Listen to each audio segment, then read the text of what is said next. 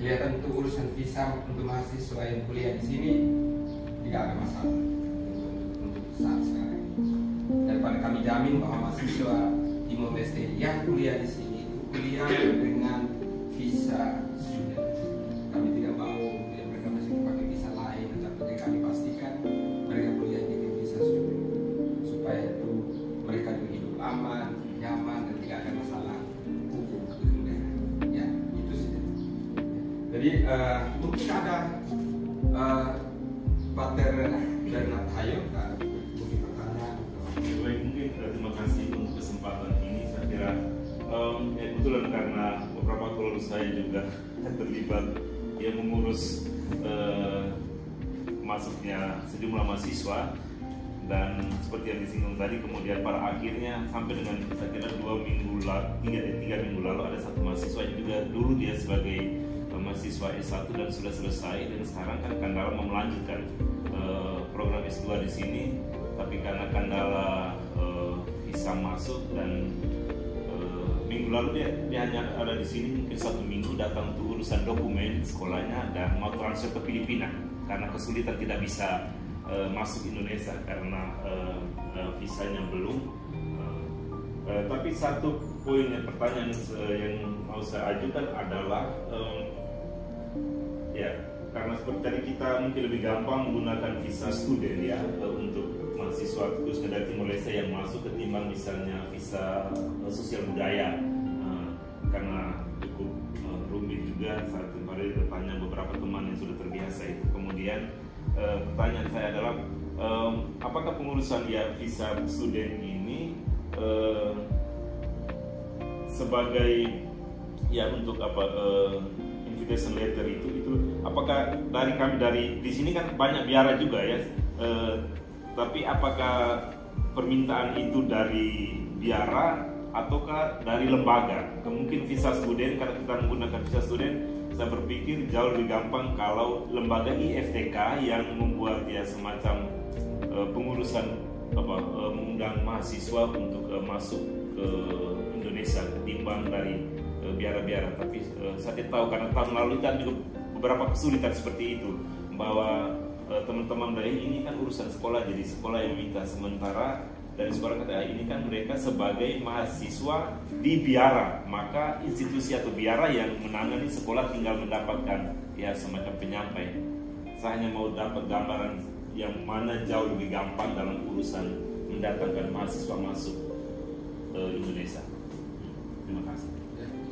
Baik, sebelum itu jawab, jadi ini pertanyaannya sebenarnya ke dalam ya, kami sebenarnya memang kalau dalam kaitan dengan visa student, surat undangan harus dari sekolah.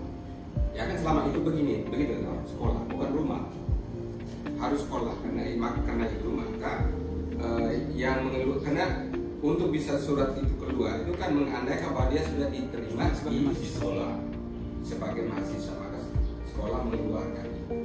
Ya, saya kira dari kampus mengeluarkan surat menyatakan bahwa dia benar-benar mahasiswa di sini. Ya. Jika kita minta dokumen lain dari biara, misalnya surat pernyataan ya, izin tinggal di alamat mana dia tinggal, dan juga ada pernyataan bahwa dia ini dibiayai oleh SUD atau Kamilian. Surat jaminan hidup. Itu yang kita minta dari biara. Tapi intinya kita bisa urus ketika dia sudah terdaftar di sini. Nah, kalau dia tidak terdaftar kan otomatis tidak urus dia. Jadi itu sebenarnya prosesnya selama itu seperti itu. Ya. Jadi itu yang kami buat di sini. Jadi kami bisa ibu merespon sedikit. Iya, saya ingin menambahkan saja dari Pater dan Pak Aris, seperti yang terjadi di universitas-universitas di Kupang, termasuk di Widya Mandira, banyak juga pater-pater yang bersekolah dan yang mengaplikan visa memang dari kampus, karena visa pelajar itu untuk pelajar biara mungkin diadakan sebagai rumah mereka tinggal, tanggung jawab mereka di situ, tapi yang untuk mengaplikan visa pelajar harus dari institut yang di mana mereka bersekolah. Mungkin saya tidak tahu di NTT terjadi atau tidak, mungkin di Jawa banyak suster-suster juga yang pakai kitas, tapi mereka kayak misionaris begitu, tidak sekolah. Itu pengurusannya lainnya bagaimana saya belum tahu sampai di situ. Tapi kalau yang untuk frater biasanya dari sekolah yang mengaplaikannya. Mungkin kedepannya kalau ada perombakan mengenai biara yang harus itu, nanti kita saling mengupdate. Kalau saya dapat info tentang itu, saya bisa mengupdate-nya ke Legalero.